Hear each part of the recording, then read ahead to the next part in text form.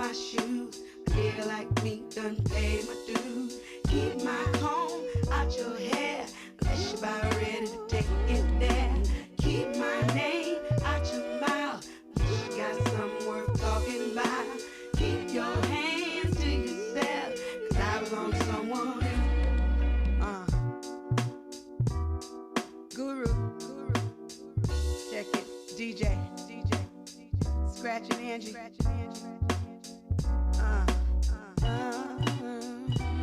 Ooh, yeah.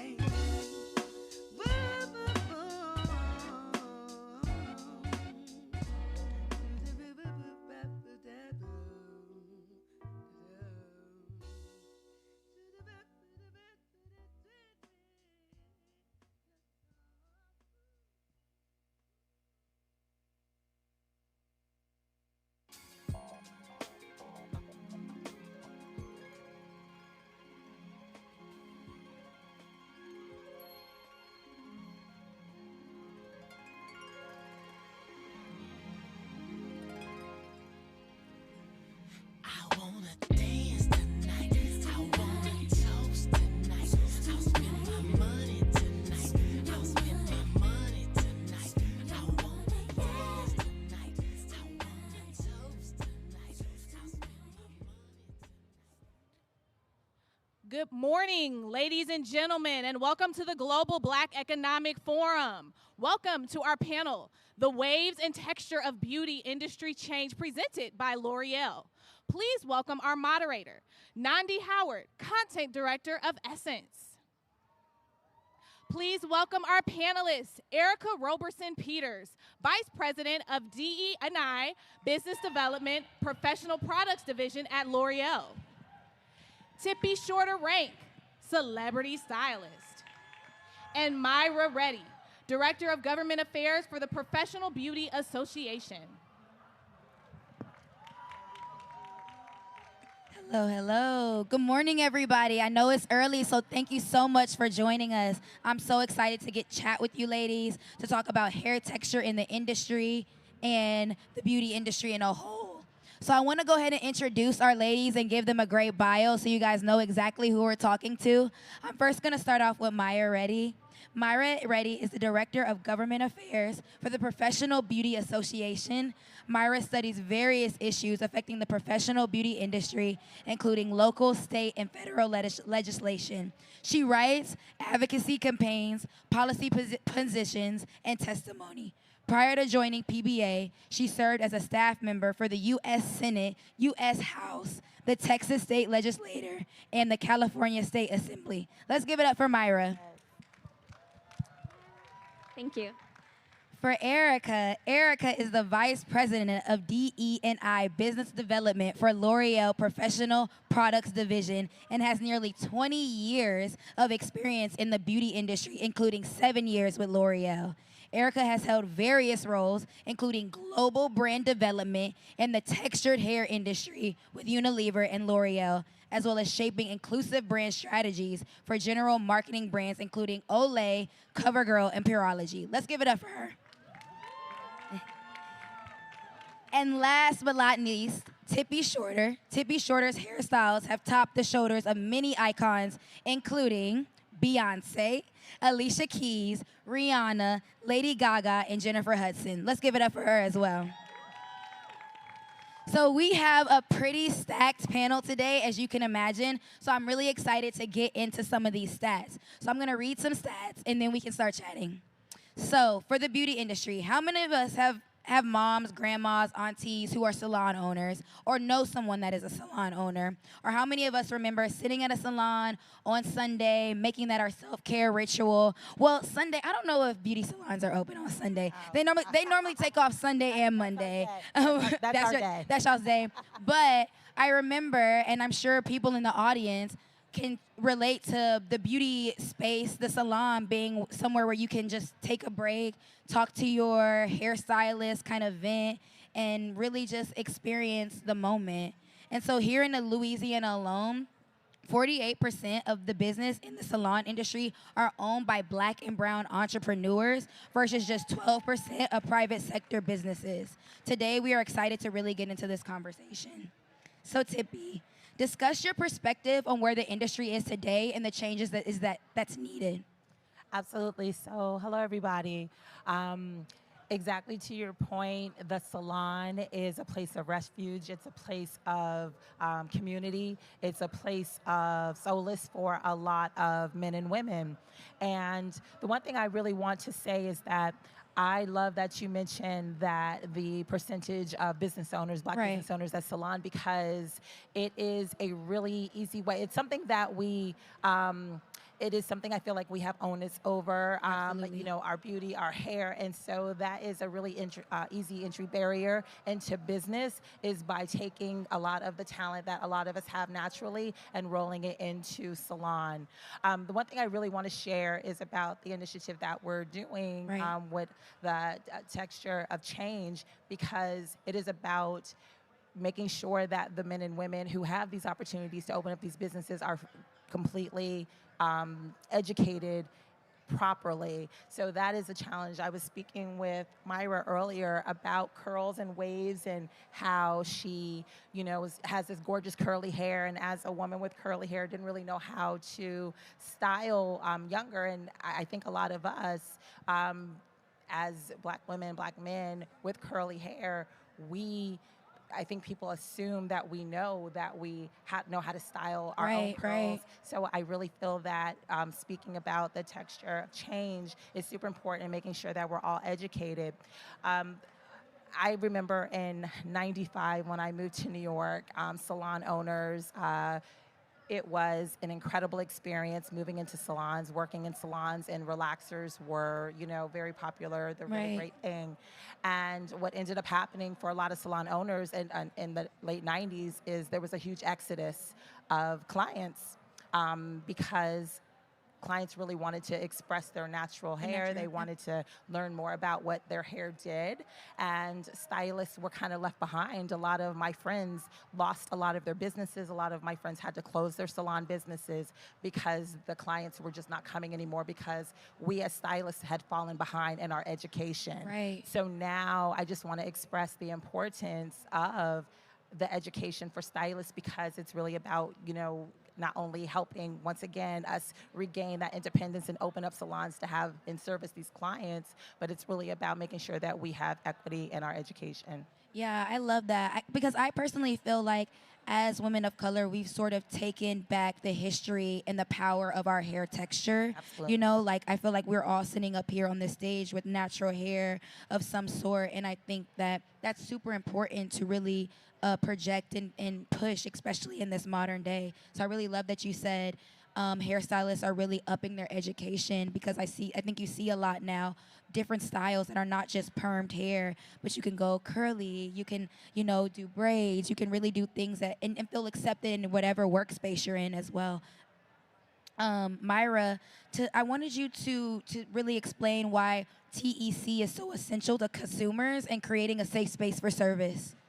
Absolutely. Thank you for that question. No problem. The Texture Education Collective, I wonder if some people might think it's about time. It's about time that a group had been developed to address texture education and creating a safe space, but also creating a space where we honor those that are professional and licensed and went to school, because all of their training, not only specifically for providing hair care services in the natural space or in other spaces with different type texture hair, but also the safety and sanitation. And when we look at textured hair from a policy perspective and continue to see in spaces in some states where pieces of the cosmetology license continue to be deregulated because they're not seen as either taught in school or valued, it really becomes quite offensive to many of us that feel, wait a minute, because my hair is curly, because I'm a woman of color, because of these circumstances, I'm also deserving of a licensed beauty professional to care for my hair. So it's really looking from the policy perspective on our end from PBA to help nurture and help grow TEC with our amazing partners such as L'Oreal, to show states and state legislators that all individuals are deserving of a safe, sanitary place with people that have skills, that are trained, that are licensed, that understand best practices to provide hair care. The gap needs to be filled, and we are at the point now where this isn't just another organization or fluff. This is now saying we are taking steps with the state legislature, with state boards, to ensure that texture education and care for texture hairstyles is nurtured and is taught of not just one part of a book, but through the entire curriculum. So the Texture Education Collective is extremely important in PBA, that everyone is seen, valued, and heard, and that deregulatory measures taken against the treatment of all of our hairstyles stops. Yeah, I think what you said was really important because it's all about the resources. You can't get the hairstyle without the hairstylist having the proper resources and education. And I think that's why TEC and what L'Oreal is doing is really important to the community, especially with textures and hairstyles. I really love that. Erica, L'Oreal, the impact and responsibility as a company of the whole, how has that had an impact on the industry? Absolutely. So at L'Oreal, our commitment is to create beauty that moves the world. And in our professional products division at L'Oreal, there are actually a few ways that we're doing that. The one is just to make sure that we're understanding it's not a one brand solution. Right. So often when we think about, how we can service and meet the needs of Black salons and stylists, we tend to focus on our texture-focused brands. Yeah. And in our portfolio, we have a brand like Mazzani that's a beautiful brand. And it really meets a variety of texture services that are being done in salons. But we have a broader, wide range of products in our portfolio that meet a variety of the sophisticated services that we know exist in our Black salons, like hair color, like premium treatments. And as a result, it is our responsibility to make sure we're leveraging our broader portfolio to really speak to those variety of needs. The second thing is we offer business development resources, and we believe it's critical to be able to provide those tools that we have to help salon owners be more successful in their business. As an example, helping them grow their revenue.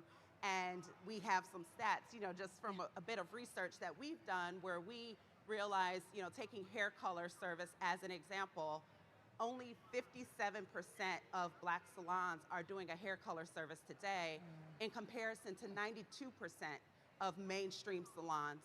And so there's a wide gap. We know that hair color is a tremendous revenue driver Right. for mainstream salons. And so we are bringing our expertise to really upskill in the industry and provide techniques to really meet the needs for those services across hair color.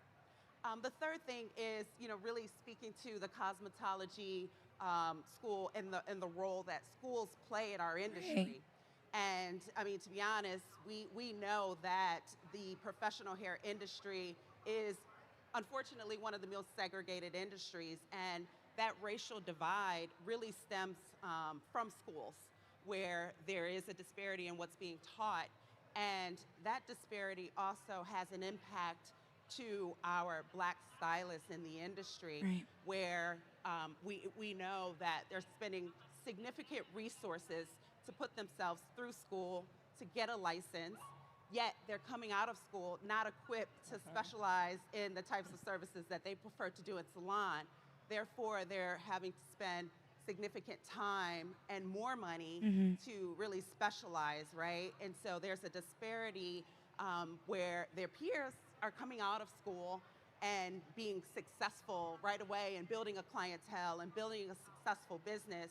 And we want to be able to close that gap. Right. And that's what we believe with the work that we're doing behind the texture of change and really bringing a standard of teaching and learning and making it a requirement for license, that learning is being done on all hair types. Yeah. So that our, Black stylists and Black salons are coming straight out of school ready and equipped for success in their salon business. Absolutely.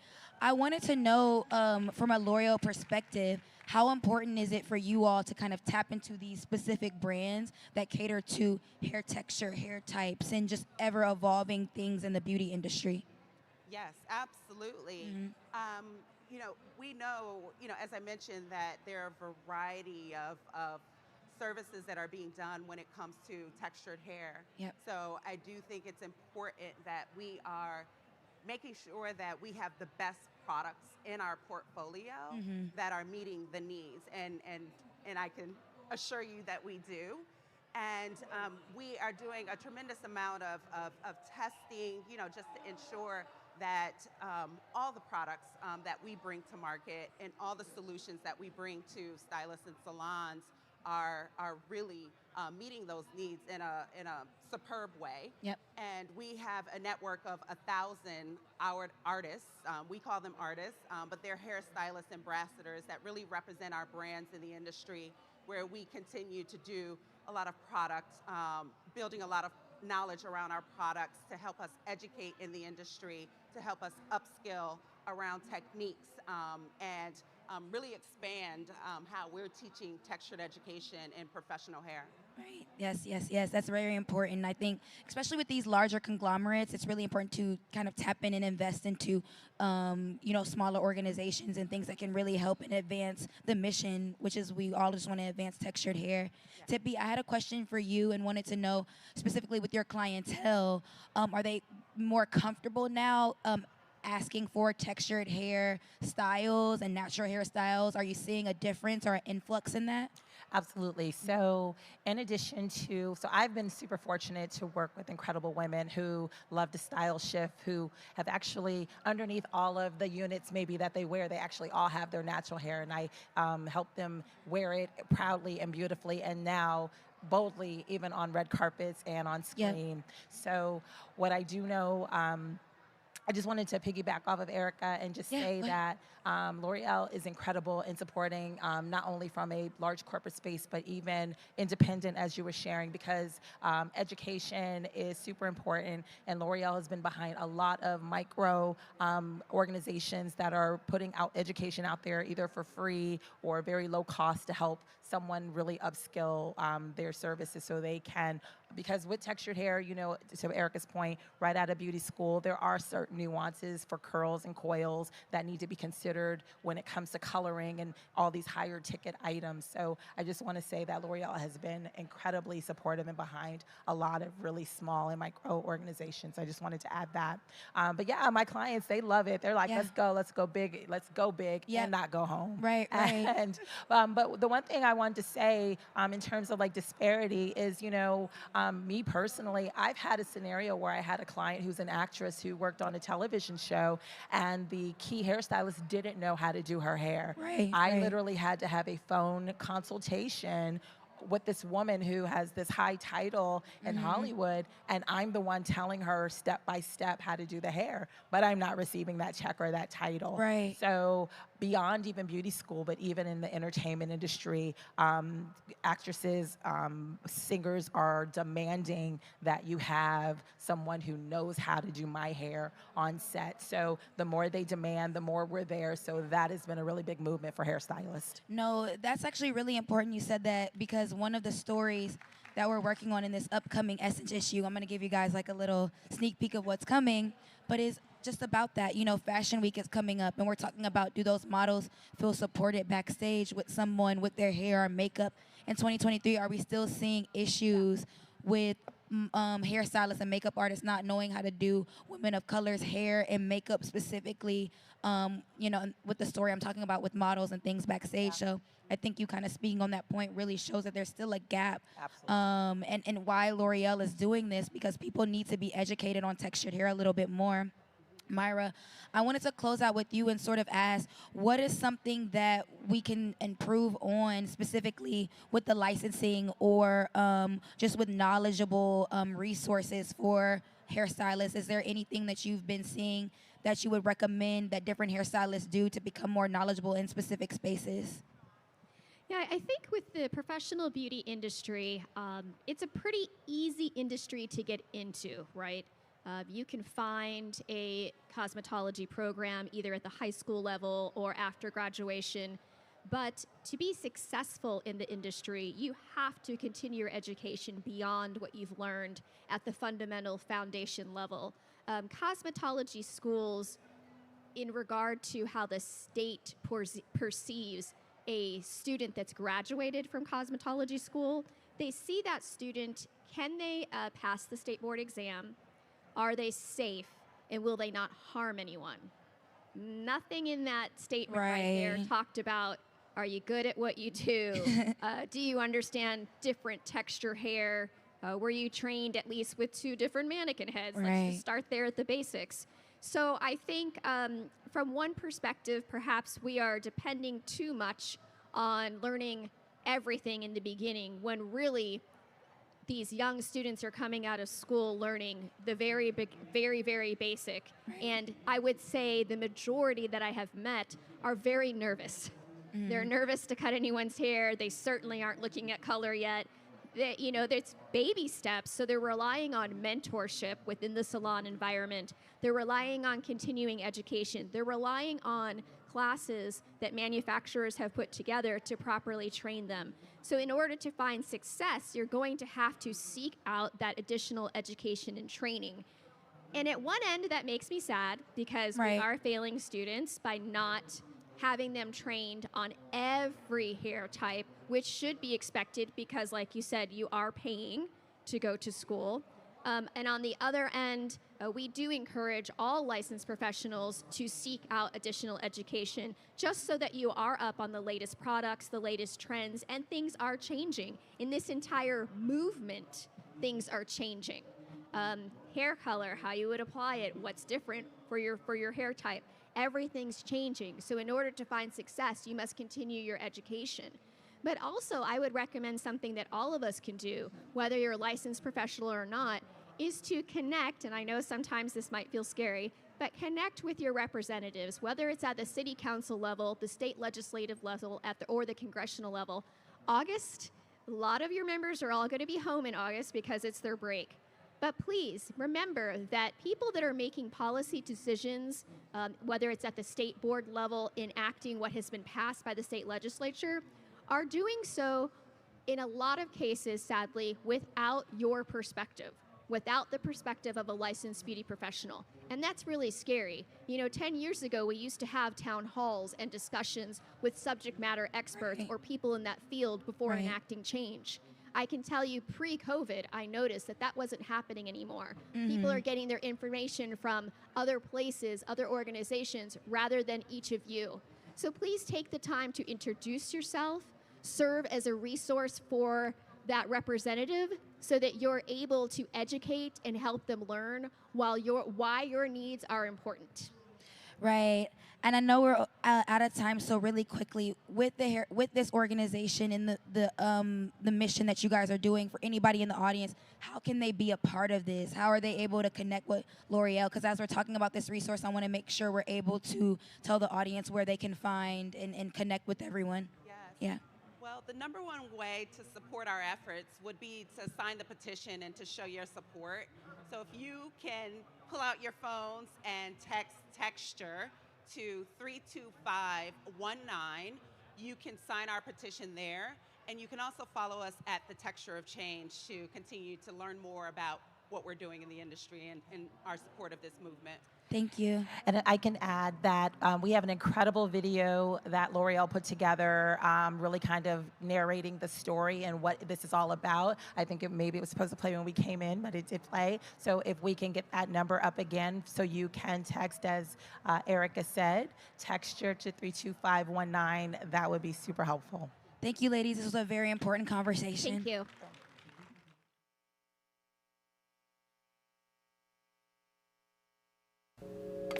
Class is in session. The way our hair moves is a movement. See, we set the trends, but our texture is left out of the textbook. It demands protection. Heavy is the hand that detangles through this industry, reaching for resources crucial to educate our community. Help us care for our hair, so everybody in the seat and behind the chair are celebrated and seen. We gotta thicken the curriculum and rewrite beauty school textbooks with texture.